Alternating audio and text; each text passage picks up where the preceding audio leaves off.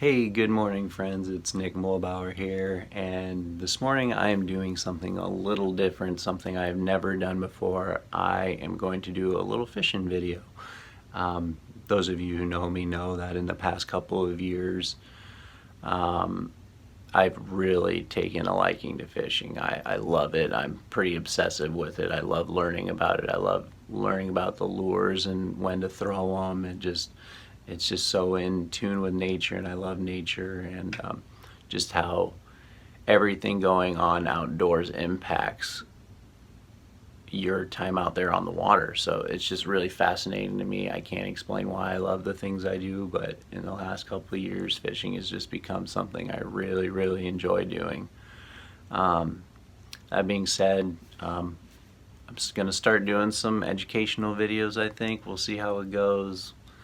I've honestly been wanting to do it for a long time, but there's some reasons that I can maybe talk about in another video of why I've hesitated so long to kind of do a video like this. I just have my reservations, and like I said, maybe at some point I will go more in depth about why it took me so long to kind of pull the trigger and start doing a video like this. So I initially wanted to start doing a video yesterday. Today is Tuesday, yesterday was Monday, and I wanted to give a fishing report from the weekend, but the weather this past weekend had other plans. We had, I think, overnight lows in the teens and wind chills in the single digits.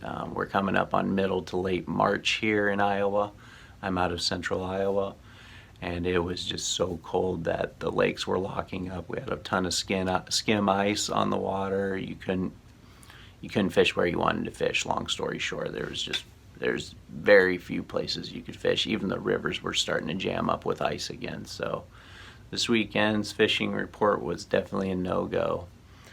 So here we are. It's Tuesday, and I got a different video for you, and we'll jump into that right now. So I thought maybe I could do a sort of unboxing video. I got a package in the mail yesterday from one of my favorite places to shop, Bass Pro Shops.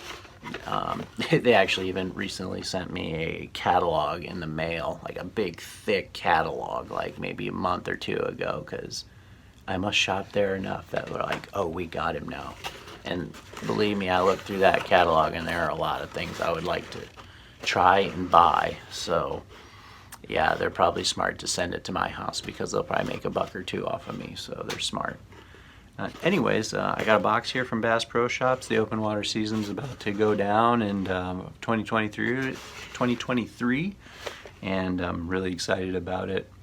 One more thing before I go into this box of goodies. I apologize up front if I am redundant or just choppy in any way, because this is my first video, and this might sound stupid to you, but I'm a little bit nervous talking about this stuff, just because I don't know where it's gonna go. So I apologize ahead of time if I'm a bit choppy. All right, so we'll get into the box here, and first two things on top are buzz baits, Topwater buzz baits, and one's black, one's white, and honestly, these two colors, I use them interchangeably. I don't know a certain scenario where I would definitely pick one color over the other. They're so vastly different in color that it just colors the gamut. You got black, you got white, and you know, I guess I'll just feel it out what day I'd want to throw one. I probably wouldn't, like I said, I wouldn't think too hard, because I'm more interested in the action than the color on these baits. I'm sure some of you guys out there could school me on one color works over the other, but my experience with buzz baits is not a massive amount of experience. I've used them in the past and I know they work, and I can't say that, you know, my experience one color of buzz baits outperform the other. What I can tell you is where I would throw them. They are Topwater. Buzz bait is Topwater, and I would probably throw it along a riprap bank with a bunch of big stone, where the bank meets the water, especially where that bank stays steep, where it goes into the water and that bank continues to be steep. So you got rock right where the bank meets the water, And then if it's like a pretty good drop and there's some deep water nearby, I'll throw this very shallow and run it parallel to that rock bank. Usually on a lake or on a river, they work really well. Throwing in our little rivers here, buzzbait will do it. I will say that all my topwater lures that I use, buzzbaits, the Berkley Chopo, Whopper Plopper, I don't buy Whopper Ploppers. I'm a cheapskate and I don't want to pay $18 for a lure when a Chopo has basically the same action and it's 11 bucks from Berkley. So, but anyways, as I was saying, all topwater lures for me play second fiddle to a topwater popper. I think in my tackle box I have all Rebel Pop R or popper, whatever you want to call it, the Rebel brand, and that thing just catches fish. I think what I love about the popper is its ability to be worked a little bit more subtly, in my opinion, and I'm a finesse fisherman. I definitely love finesse fishing. It's just, it must just appeal to the kind of person I am. I like finesse fishing, and a popper is a topwater finesse bait, in my opinion. I can really run it slow. I've caught fish in 40-degree water with a topwater, maybe even less.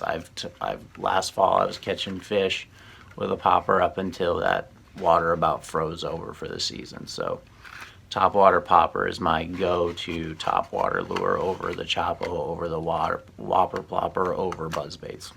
Anyways, buzzbaits, riprap. And the other place I would fish these is just over limbs in the water. You got a lay down tree on the bank, either parallel or perpendicular to the bank. I'll just let these topwater baits just roll over those branches that are just under the surface, and that bass will usually come up and ambush them underneath one of those limbs, and that is a cool strike. Topwaters, it is my favorite way to catch a fish. It's so visual and just, it's amazing. It's the coolest thing ever, is a topwater bite. So deep riprap, parallel to the bank, or rolling it over tree limbs. That's when I use my topwater baits. They work great. All right, so the next thing I have in here, the lures I have in here are actually a lot of the same lures. They're just a variety of colors. So the rest of this box is soft water, or the rest of this box are soft plastics. Excuse me. See, can't talk. Soft plastics. And these are some baits I've been wanting to get a hold of I knew I wanted to get a hold of for a long time. And these are the Berkley Minnow. And I think there's a video from me fishing in the fall on our YouTube channel where I'm fishing a 3-inch. This is the 4-inch, but I'm fishing the 3-inch in some of the local creeks, and that lure just crushes in some clear water. It's just, and I think I was comparing the Berkley Minnow to the Berkley Twitch Tail. I think it's the Twitch Tail. And the only difference between them is that the Twitch Tail has a more broad tail. The tail is forked and it's really slim, but on the Twitch Tail, the tail is not forked and it's a bit more thick. Like, it's just a thicker tail, and it just kind of comes to it's like a cylinder end to it. I don't know, it's hard to explain, but I really like the Berkley Minnow in clear water. It just works great. I've been having a really hard time finding the 4-inch, but my past experience was the 4-inch was amazing in lakes and in the rivers. It would catch bigger fish. I swear it caught bigger fish, unless it was like an anomaly or something. But the bigger 4-inch caught bigger fish. And what I really like about this is I love the profile. I love how it slides through the water. It looks great, and it doesn't make a big splash. I mean, it's splash, like, it doesn't have a ton of action. It has as much action as you impart on it. So I love how it just naturally, just quietly goes through the water. And I got a natural color for the clear water, and then I got a white for when, seems like I can get a bite sometimes off white, a better bite with white when the water's a bit more stained. Either on a cloudy or sunny day. It seems like white works better for me on a sunny day, but a little bit stained water, some good stain on it, maybe like 2 feet of visibility, or less, I'll put the white on and maybe throw even like an underspin jig head on there just to get those fish seeing that lure. So 4-inch catches bigger bass. I'm pretty sure. I don't swear by anything, because just when I think, like I said, just when I think I have something figured out, I don't have anything figured out. And that's another thing I enjoy so much about fishing, is you never know what's going to happen. 4-inch Berkley Minnow, great bait for bass. All right, the rest of these lures in here are Bobby Garland, the Bobby Garland swimmer baits, the original Baby Shad series, and they have a ton of colors on these in Bass Pro Shops. Sometimes I can get my hands on the colors I want, and sometimes they're out of stock, but I have four different colors here. So we got, what we got here? Licorice Chart Pearl. So it's like black glitter with a little bit of, I don't know, it's like almost like chartreuse, but it's not super bright chartreuse, and it's kind of like more, you know, it's all kind of glittery. It's slash transparent. It's not super opaque, but we got that color. We got solid black, pretty straightforward. We have Shimmer Shad, which is like kind of like a transparent black glitter chartreuse. And we have the blue ice color. And I'll also add this color, because this came separately in the mail, like maybe a day prior. That's Bleeding Shad, and it's like kind of a transparent with red. Now I guess I'll start with this color and when I would use it. Last fall I was fishing this color. I was fishing a purple. It's very similar. So it's like purple, transparent-ish, glitter gel, and then we got the red, the new Bleeding Shad. And this purple color was working fantastic on a black jig head in the fall vertical jigging and pitching out, but most effectively with it was second to none to other colors I had in my tackle box last fall. In clear water, like the water's starting to clear up and everything was starting to die off in late fall, October, going into November, and that purple color was phenomenal.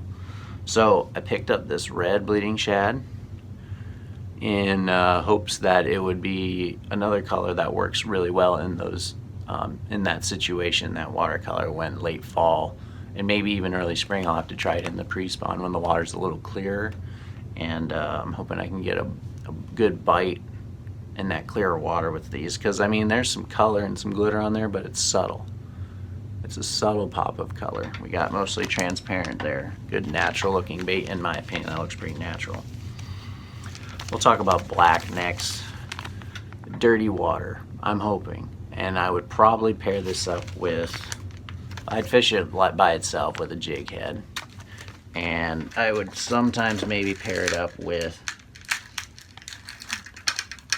another little jig head I got in the mail a day or two prior, separate. We got these 1/32 underspins. So I'd probably pair that black up with a 1/32 underspin. And the reason I would do that is because it's seen better in dirty water. The black, I feel like, is one of the best colors for dirty water. It can be seen. It kind of just, that profile just kind of distinguishes itself from the water, the dirty water, and that underspin will add a little bit of flash. So dirtier water, black Bobby Garland. Shimmer Shad, that chartreuse kind of black fleck with gel chartreuse. I would probably throw that in maybe dirty water, some stained water, maybe a sunny day, excuse me.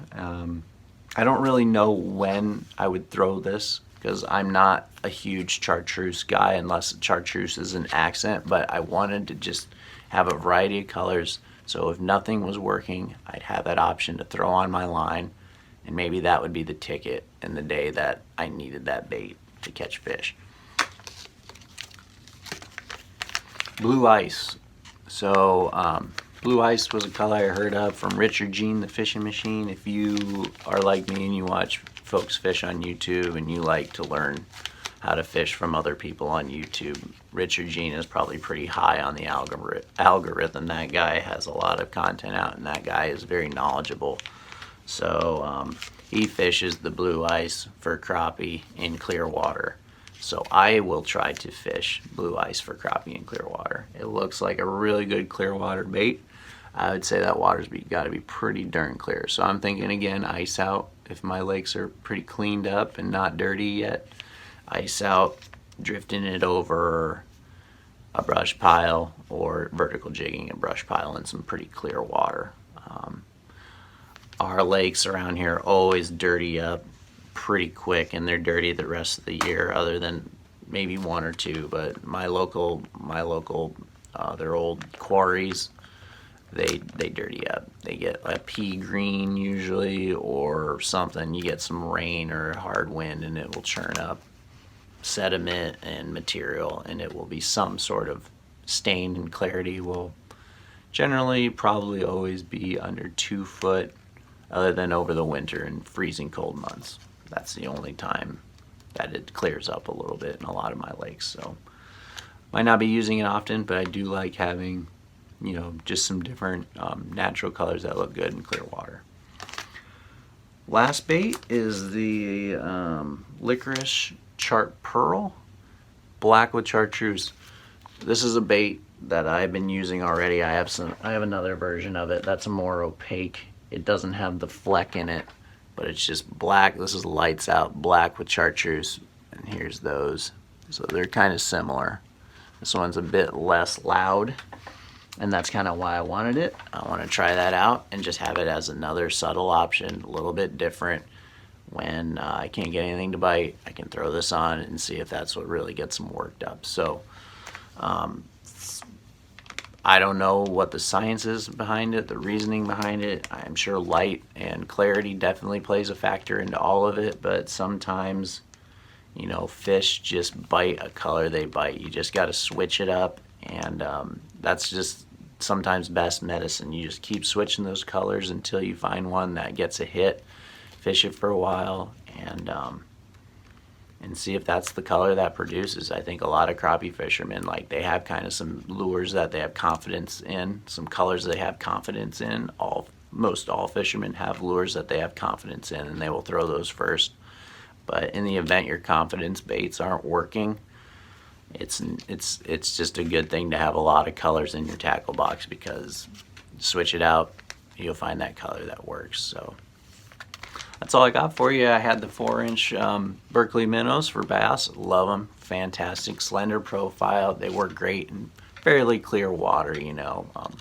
If you can get clarity 3 foot, you know, or less, they do work. But I mean, you got to switch it up when water clarity starts getting under 1.5 foot for sure. You're gonna have to. It's probably not a lure that will work fantastically, but we got the 4-inch Berkley Minnow. Love it. Wonderful bass bait in clear water, in my opinion. Love it. Or, you know, clear, slightly stained water. And clear, slightly stained, all that is a very relative term to your body of water. Clear, in my opinion, is water that's like 4 feet visibility, 3 feet, 2.5 feet, in my opinion. Around here, that's clear water. Dirty is unfortunately all too common, and it is a foot or less, which is, you know, 1.5 foot or less is very common here. We have our Berkley Baby Shad series baits that I'm going to add to my stock that I already have. I have a lot of colors, and maybe in another video I can go through them.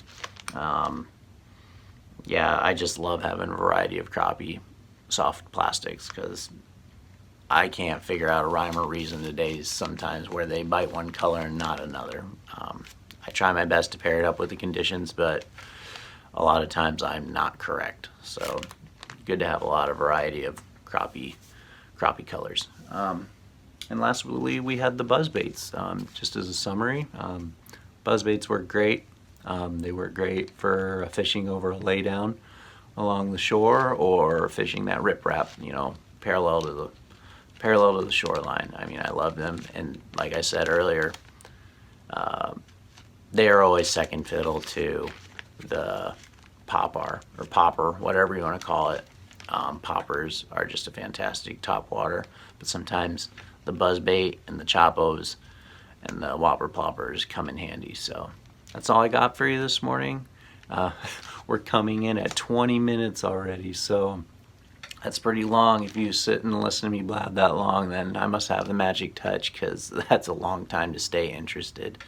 A lot of stuff we covered, and that's just going to be the way it is. And you know, maybe in time I'll figure out how to cut it down a little bit so it's not so long and try to get to the point. But it's a learning process making these videos, and very much a learning process for me. So I hope you all keep tuning in. I hope you find the content interesting as I you know, adapt and figure out what I'm doing here. But I'd really like to get on a good regular schedule of posting these videos. So y'all take care. I'll probably try to post another video tomorrow, and we'll see. But I'm going to try to be good about it, because I need a change. I want something to do, and yeah, happy to share my fishing experiences.